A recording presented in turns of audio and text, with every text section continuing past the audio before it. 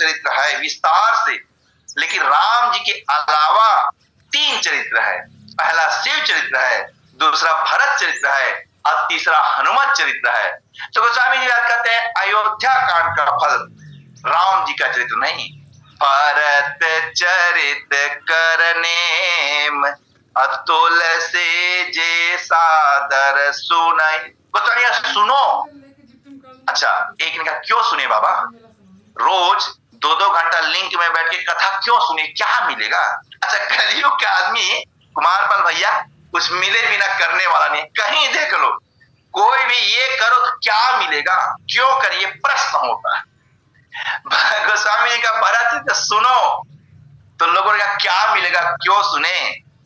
तो गोस्वामी जी एक अर्धाली में कहा सुनो और दूसरे अर्धाली में फल बताया मिलेगा क्या। भरत चरित करनेम अतुल से जे सादर सुनाई सिया राम पद प्रेम अवसि होई भव रस बिरति।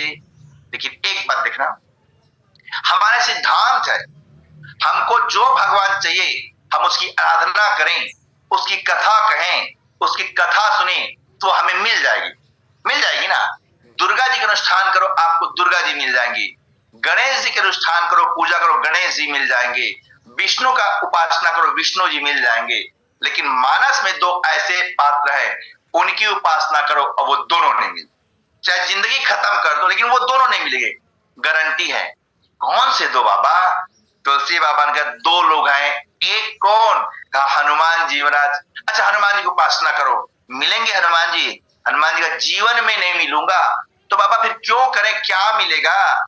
तो हनुमान जी कहे तुम्हारे भजन और राम को पावे और जन्म जन्म के दुख बिसरावे।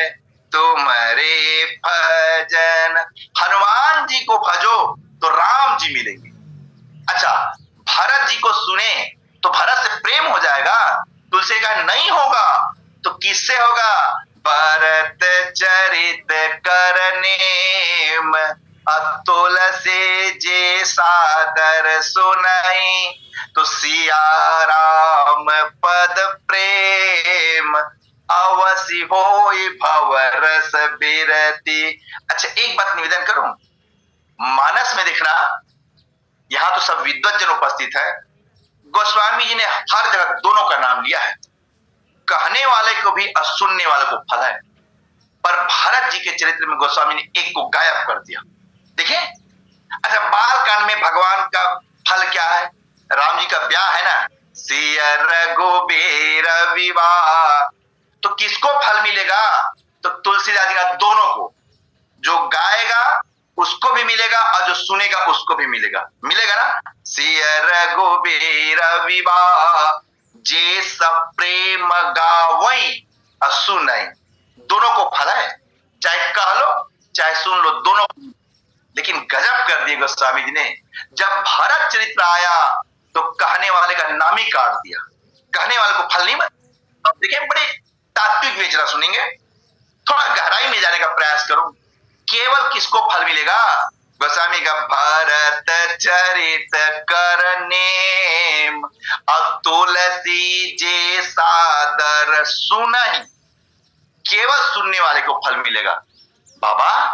अच्छा, जो कहेगा उसको, तुलसी ने कहा फल ये बताओ कहेगा कौन? दुनिया में है जो भरत जी के चरित्र कह सके? लोगों ने कहा बाबा दुनिया में इतना चरित्र है और सबको किसी ने कह लिया, तो भरत जी के चरित्र कोई ना कोई तो कह ही लेगा।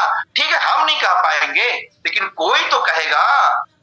तुलसी कौन कह सकता है? फिर मैं फल लिख दूंगा कि इसका फल क्या मिलेगा। लोगों ने पता लगाने का प्रयास किया भरत जी के चरित्र कौन कह सकता है।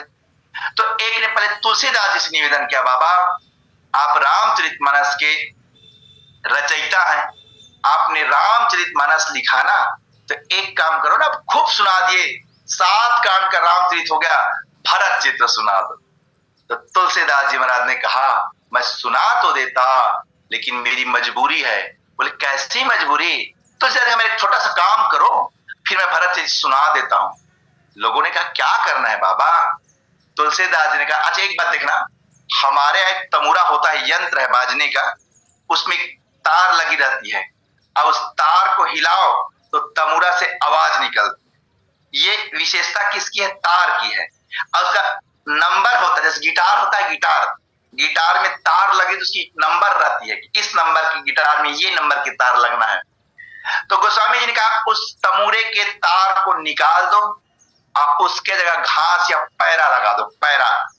आप उसके बाद उस तमूरा को बजाओ और तमूरा से जब आवाज निकलने लगे तब मेरे पास आना, अब मैं तुम्हें भरत सुना दूंगा।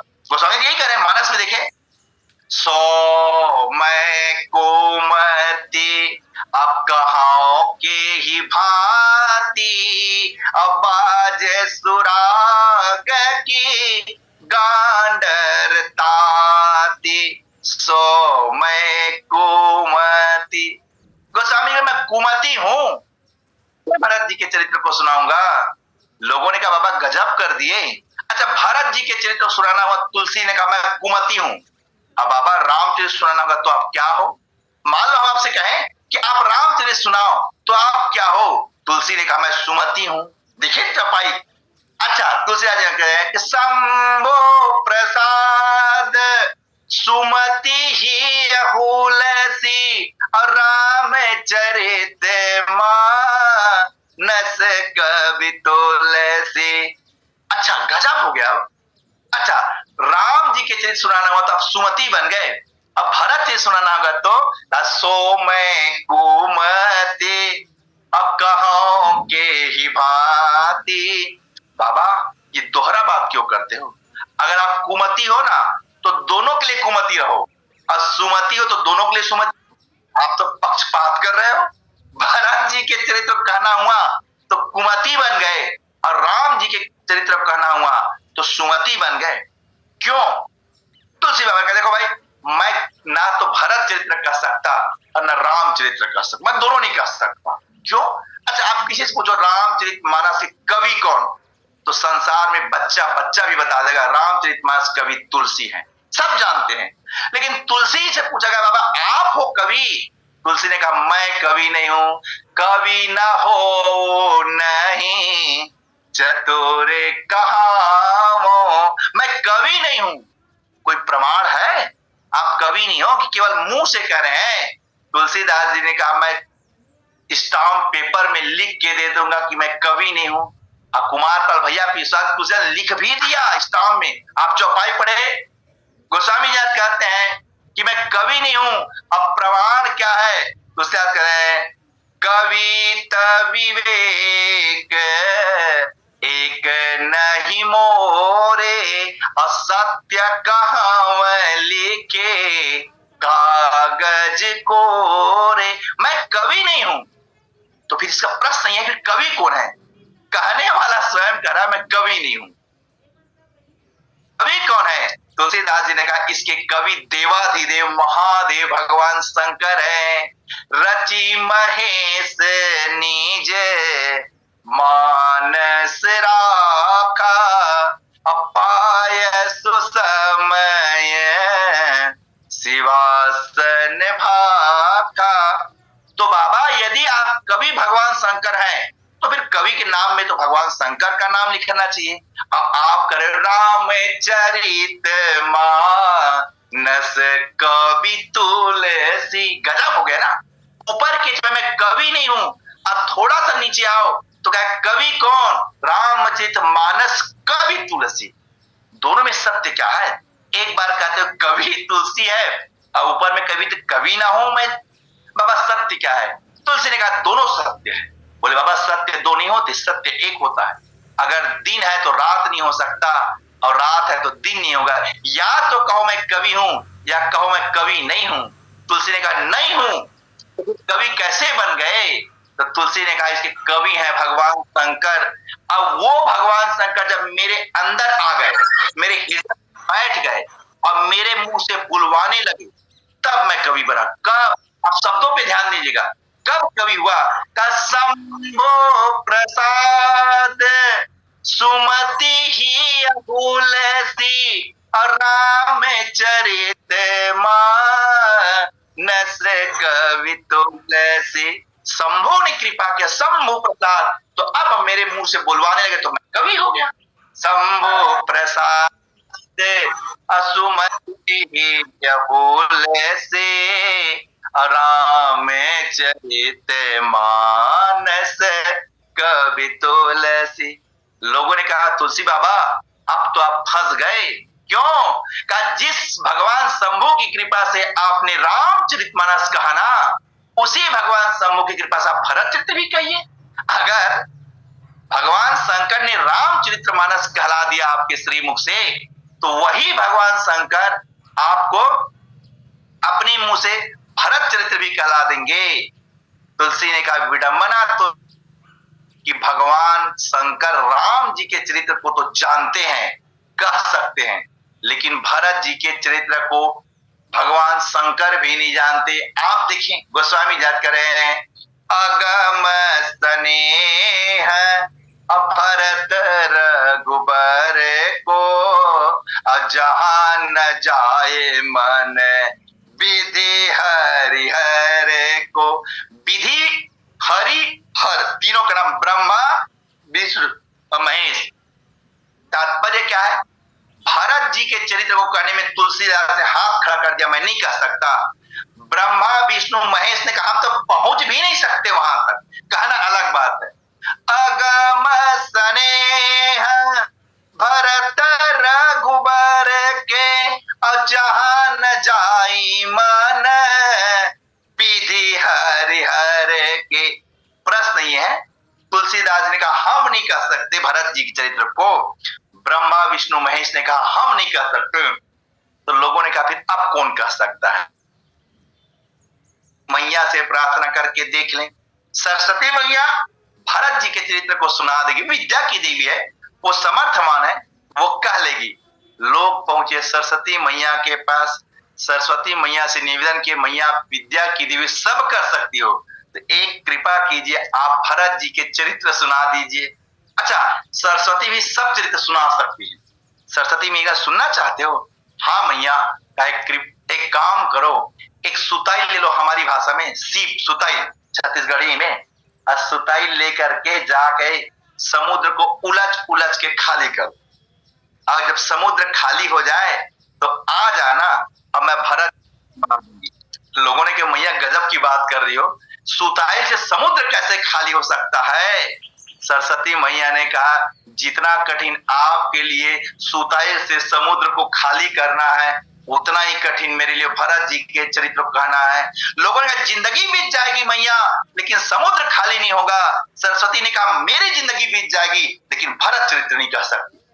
कहत सारे दे कर्मत हीचे, सागर जाही की सीप उलेचे। कहत सारे दे, मैं निवेदन कर रहा हूं, जिन लोगों की बात में सामान्य व्यक्ति नहीं है, तुलसीदास ने कहा मैं नहीं कह सकता, ब्रह्मा विष्णु ने कहा हम पहुंच नहीं सकते, सरस्वती मैया के मैं भरत जी के चरित्र को नहीं कह सकते। तो लोगों ने कहा चलो उसके गुरुदेव से पूछ लें। गुरुदेव माने अच्छा जिसका चेला है, तो गुरु तो जानता होगा अपने चेला के बारे में, वो तो बता पाएगा। तो गए गुरुदेव वशिष्ठ जी के पास, वशिष्ठ जी से निवेदन के बाबा आपका शिष्य है, राम के चरित्र खूब सुनाते हो रोज सुबह शाम, आप छोटे चेला भरत जी के बारे में भी सुना दो। तो गुरुदेव ने कहा मुनि मति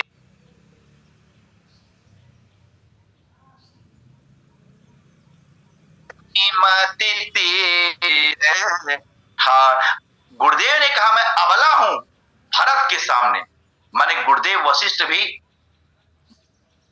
तो लोगों ने कहा फिर एक काम करो, चलो जब कोई नहीं सुना पाए ना, तो भरत जी के ससुर से पूछते हैं, क्योंकि भरत जी ससुर है। अच्छा बाकी को पता हो या ना हो, लेकिन किसी व्यक्ति ने अगर राइट इंफॉर्मेशन चाहिए तो ससुर से मिलेगा, बाप से नहीं मिलेगा। पिताजी बेचारे को नहीं मालूम कि बेटा का असलियत क्या है, लेकिन ससुर जरूर जानता है असलियत क्या है। लोगों ने महाराज जनक जी से निवेदन किया, महाराज आपके 4 दामाद हैं, और जब भी चर्चा करते तो बड़े दमाद राम की। अरे छोटे दमाद के बारे में कुछ बताओ, कहाँ है, पोस्टिंग क्या है, प्रॉपर्टी के कुछ तो बोलो। तो जनक जी ने कहा सुनो, मेरे छोटे दामाद भरत के बारे में सुनना चाहते हो? तो महाराज जनक जी कह रहे हैं कि भरत महामही मां सुनु रानी। सुनु जब कहा ना तो लोगों ने लगा के आसन बैठ गए कि लगता है आप तो सुनाएंगे, क्योंकि जो सुनु कह रहा सुनो करके अब बैठे। तो महाराज जनक जी ने कहा मैं क्या सुनाऊंगा, क्यों? कहा मैं तो जानता ही नहीं।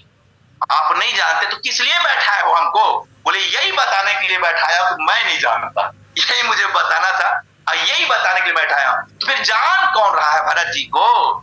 तो महाराज जनक जी कह रहे हैं दुनिया में आज तक भरत कोई जाना तो एक व्यक्ति जान रहे हैं। कौन? का जान ही राम, केवल राम जी जानते हैं। लोगों ने कहा फिर आपके सामने बैठ के टाइम पास क्यों करें, जो जानता है उसी से आके पूछे, वही सुनाएगा।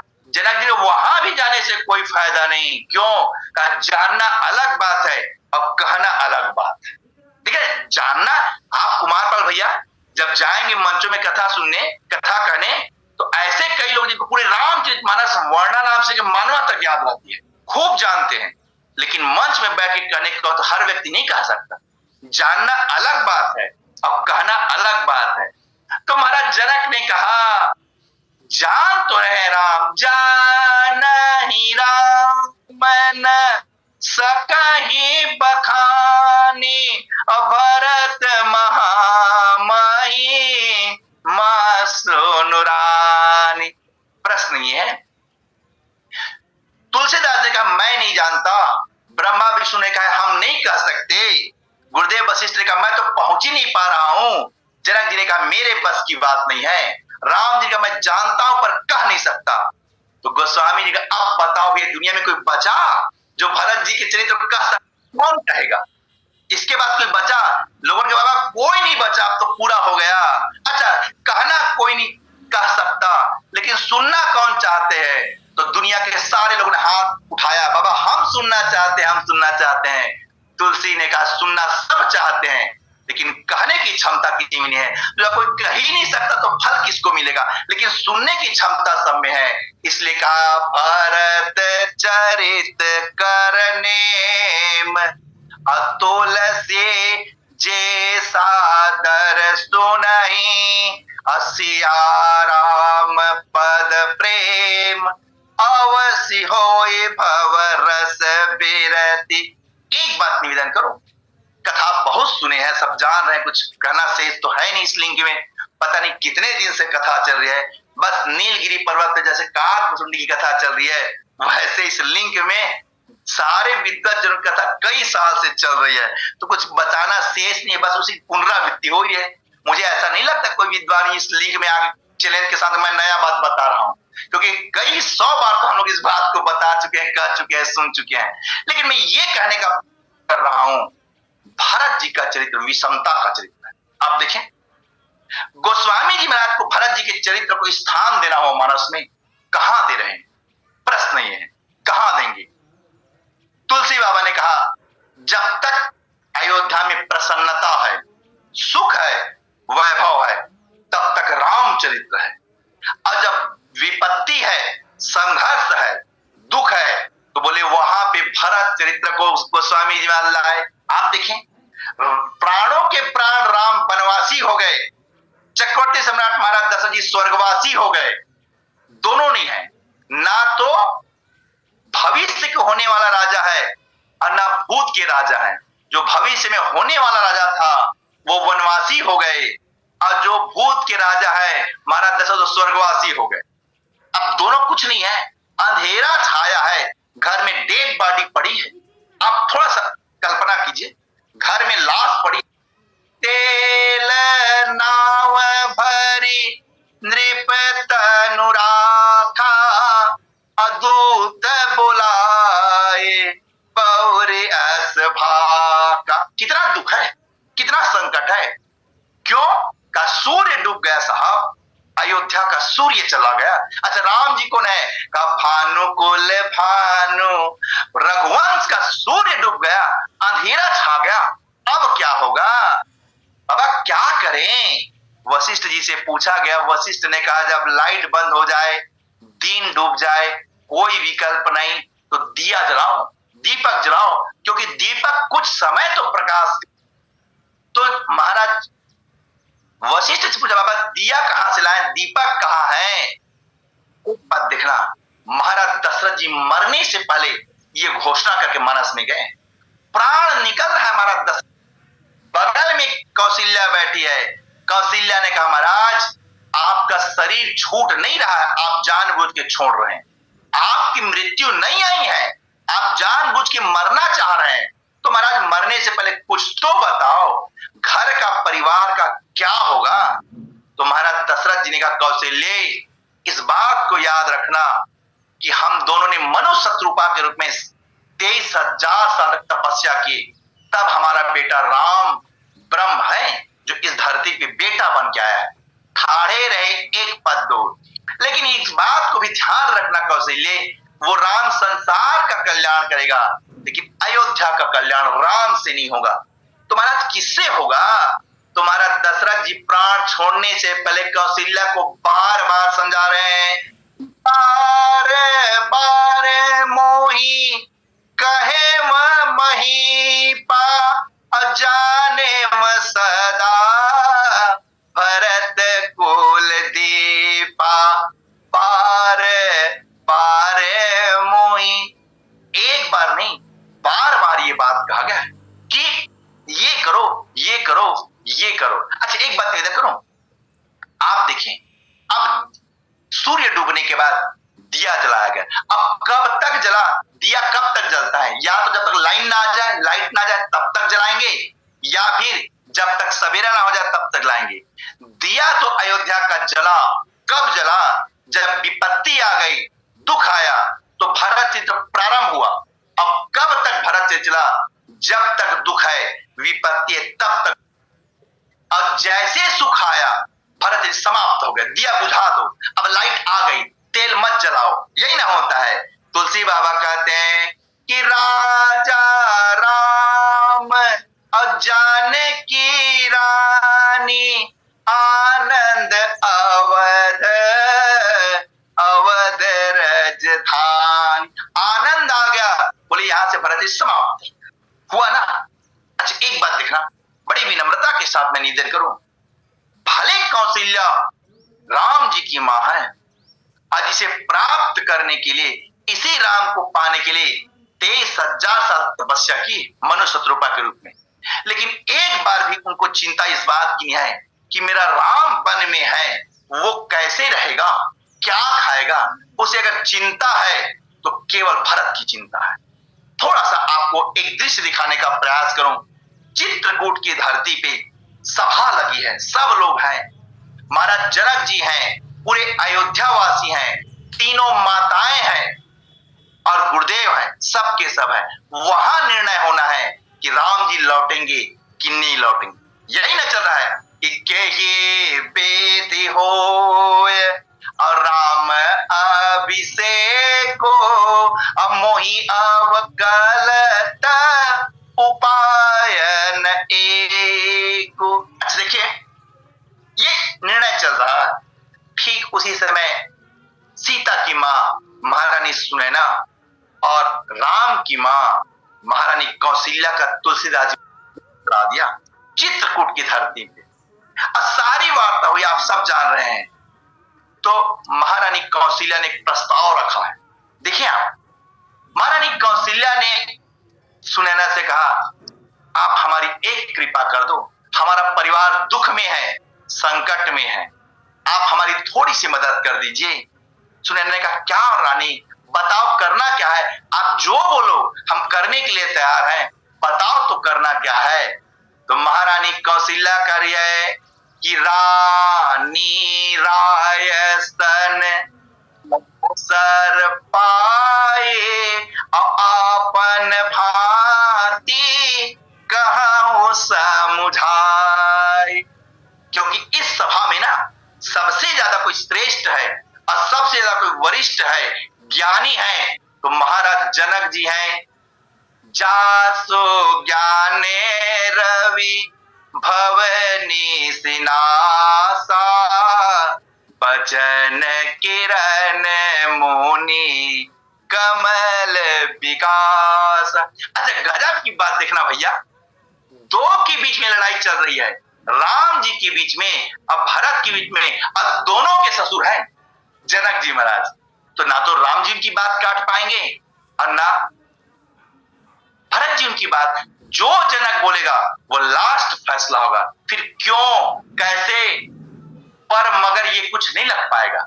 तो कौशल्या ने कहा रानी एक काम करना, संदेश वो हमारे समधी हैं, हम सीधे तो बोल नहीं पाएंगे, तो हमारा संदेश महाराज जनक तक आप पहुंचाइए।